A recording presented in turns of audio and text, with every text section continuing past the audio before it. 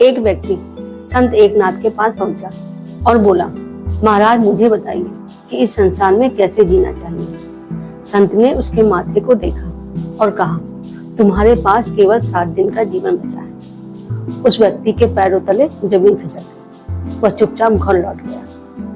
उसने अपने पुराने अधूरे काम पूरे किए। जिन लोगों का दिल दुखाया था उनसे क्षमा मांगी, जिन्हें धोखा दिया था उनसे अपनी गलती मानी, जिनसे बरसों से मनमुटाव था उन्हें गले लगाया, बच्चों को उनका अधिकार दिया, पत्नी से प्रेम पूर्वक बातें की। धीरे धीरे 6 दिन बीत गए। 7वें दिन उसने खुद को पूरी तरह भगवान के ध्यान में समर्पित कर दिया। उसका मन अब भय से नहीं बल्कि शांति से भरा हुआ था। वह संत एकनाथ के पास पहुंचा।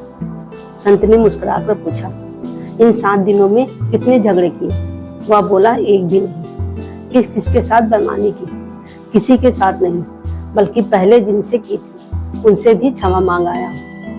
संत ने फिर पूछा, भगवान को याद किया? उसकी आंखें भर आई। वह बोला, महाराज मौत सामने दिख रही थी, भगवान के अलावा यहाँ भी कौन आता है? तब संत एकनाथ ने मुस्कुराकर कहा, अब अपनी बाकी की जिंदगी भी ऐसे ही जीना। वह व्यक्ति आश्चर्य से बोला, लेकिन महाराज आपने तो कहा था कि 7 दिनों में मेरी मौत होगी। संत बोले, रविवार से सोमवार तक 7 ही दिन होते हैं। इन्हीं 7 दिनों में मनुष्य जन्म लेता है और इन्हीं 7 दिनों के बीच चला भी जाता है।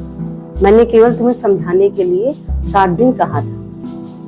यही इस कहानी का सबसे बड़ा सत्य है। हम सब जानते हैं कि एक दिन जाना है, लेकिन ऐसे जीते हैं जैसे कभी जाना ही नहीं। इस भ्रम में रिश्ते बिगाड़ते हैं, क्रोध पालते हैं और क्षमा टालते हैं, और भगवान को भी बाद में याद करने के लिए छोड़ देते हैं। हम यह मानकर जीते हैं कि बहुत समय बाकी है। हमें नहीं पता कि अगले पल क्या होगा।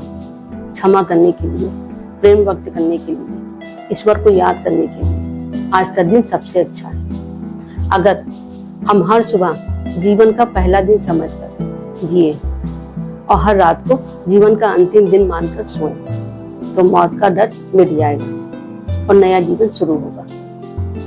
हरि ओम।